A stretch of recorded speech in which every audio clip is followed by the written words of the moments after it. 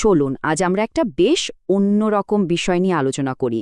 এখানে বিশ্ব শান্তির জন্য এক অভিনব প্রস্তাবনার কথা বলা হয়েছে, যা ২৪শে অক্টোবর ২০২৫ তারিখের একটা ডকুমেন্টে বিস্তারিতভাবে তুলে ধরা হয়েছে। তো চলুন শুরু করা যাক। এই যে সোর্স ডকুমেন্টটা, এটা কিন্তু শুরুই হচ্ছে একটা বড়সড় সমস্যা দিয়ে। এখানে জাতিসংঘের সাধারণ পরিষদের একজন প্রাক্তন সভাপতির কথা তুলে ধরা হয়েছে, যেখানে তিনি বলছেন যে জাতিসংঘ অকার্যকর এবং পক্ষাঘাতগ্রস্ত হয়ে পড়েছে। এখান থেকেই আসলে পুরো আলোচনার সূত্রপাত। ব্যাপারটা বেশ বড়, তাই আমরা কয়েকটা ধাপে এগোব। প্রথমে দেখব বিশ্ব ঠিক কতটা সংকটের মুখে দাঁড়িয়ে আছে। এরপর আমরা জানব এই ইউবিএমইউ প্রস্তাবনাটা আসলে কি। তারপর দেখব এর পেছনের ৩০ বছরের দীর্ঘ আধ্যাত্মিক যাত্রার কথা, এর ৯ বছরের নির্মূল পরিকল্পনা এবং সবশেষে এর চূড়ান্ত লক্ষ্যটা ঠিক কি। তো সবার আগে দেখা যাক এই প্রস্তাবের প্রেক্ষাপটটা কি। ডকুমেন্টটা বলছে আমাদের এই পৃথিবী নাকি এক চরম সংকটময় মুহূর্তে দাঁড়িয়ে আছে। এই ডকুমেন্টটা কিন্তু বেশ কিছু মারাত্মক ঝুঁকির কথা বলছে, যেমন পারমাণবিক যুদ্ধের আশঙ্কা বাড়ছে, ভূ রাজনৈতিক উত্তেজনা চরমে, আর আর্টিফিশিয়াল ইন্টেলিজেন্স বা কৃত্রিম বুদ্ধিমত্তার অগ্রগতিও নিয়ন্ত্রণের বাইরে চলে যাচ্ছে। এখনও প্রায় ১২,২৪১টি পারমাণবিক অস্ত্র রয়ে গেছে, আর সামরিক খাতে খরচ তো আকাশ ছোঁয়া। সব মিলিয়ে পরিস্থিতি বেশ উদ্বেগজনক।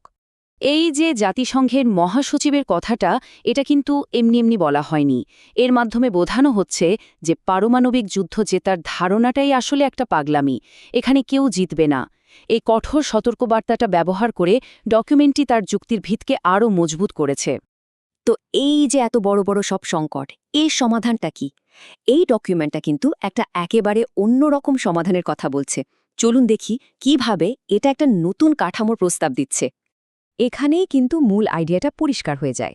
দেখুন, জাতিসংঘকে সরিয়ে দেওয়ার কথা বলা হচ্ছে না, বরং এর সাথে একটা আধ্যাত্মিক আপার হাউস বা উচ্চ কক্ষ জুড়ে দেওয়ার কথা বলা হচ্ছে, যার নাম দেওয়া হয়েছে ইউনাইটেড মাস্টার্স। মানে রাজনৈতিক কাঠামোর পাশাপাশি একটা আধ্যাত্মিক ও মানবিক কাঠামো থাকবে। আচ্ছা, এই যে ইউনাইটেড মাস্টার্সের কথা বলা হচ্ছে, এটা আসলে কি? ডকুমেন্ট বলছে এটা হবে একটা উচ্চ আধ্যাত্মিক সার্বজনীন মানবিক সংস্থা। এর কাজ হবে বিশ্বকে নৈতিক আর আধ্যাত্মিক পথে চালনা করা। মানে এটা হবে অনেক বেশি শান্তিপূর্ণ আর প্রার্থনামূলক একটা প্রতিষ্ঠান। আর এই পুরো পরিকল্পনার কেন্দ্রে আছে ইউবিইউএমইউডি। এটাকে শুধু একটা প্ল্যান হিসেবে দেখানো হচ্ছে না, বরং বলা হচ্ছে এটা প্রকৃতির একটা ভারসাম্য রক্ষার মৌলিক শক্তি।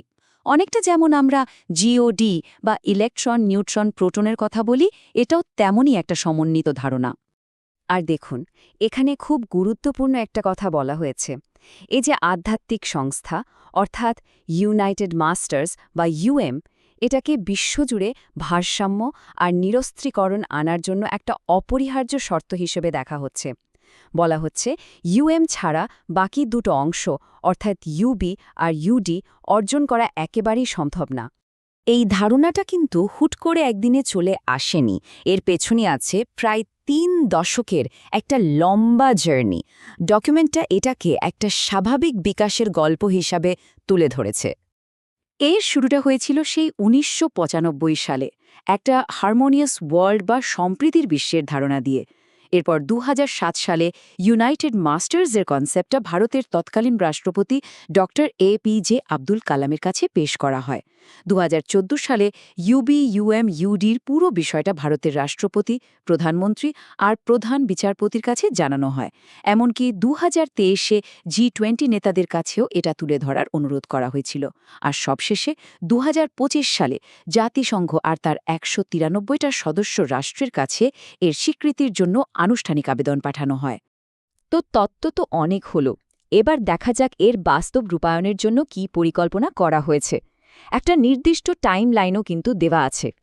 প্ল্যানটা শুরু হচ্ছে সমর্থন জোগাড়ের মাধ্যমে, আর এর জন্য টার্গেট করা হয়েছে বিশ্বজুড়ে ১,০০০-এরও বেশি, নির্দিষ্ট করে বললে ১,০০৮ জন প্রভাবশালী ব্যক্তিত্বকে।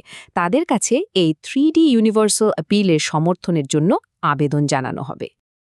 এই আবেদনের কিন্তু কিছু নির্দিষ্ট আর বেশ বড়সড় লক্ষ্য আছে, যেমন জাতিসংঘের সাধারণ পরিষদের সভাপতির কাছ থেকে ইউবিইউএমইউডির স্বীকৃতি আদায় করা, ভারতের সংসদে এটা নিয়ে আলোচনার ব্যবস্থা করা আর বিশ্বজুড়ে গণবিধ্বংসী অস্ত্র বা WMD নিয়ে জরুরি অবস্থা ঘোষণা করা।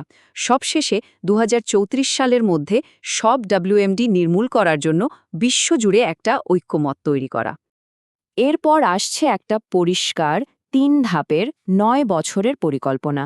প্রথম ২ বছর মানে ২০২৫ থেকে ২০২৭ যাবে জাতিসংঘের স্বীকৃতি পেতে। এরপর ২০২৭ থেকে ২০৩০ এই ৩ বছরে ইউনাইটেড মাস্টার্সের পরিকাঠামো তৈরি করা হবে। আর শেষ ৪ বছর অর্থাৎ ২০৩০ থেকে ২০৩৪ নিশ্চিত করা হবে যাতে WMD নির্মূল করার এই উদ্যোগটা ঠিকঠাকভাবে কার্যকর হয়। আচ্ছা, এই যে এত কিছু, এই ৩০ বছরের ভাবনা, ৯ বছরের পরিকল্পনা, এর শেষটা কোথায়? এর চূড়ান্ত লক্ষ্যটা ঠিক কি?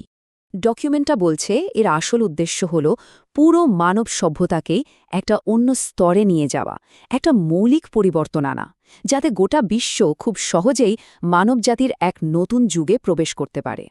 মানে ব্যাপারটা শুধু অস্ত্র ধ্বংস করাতেই থেমে থাকছে না, বরং এটা একটা নতুন যুগের সূচনা করার কথা বলছে, যাকে বলা হচ্ছে ধর্মযুগ, সংগম যুগ বা ন্যায়পরায়ণতার যুগ।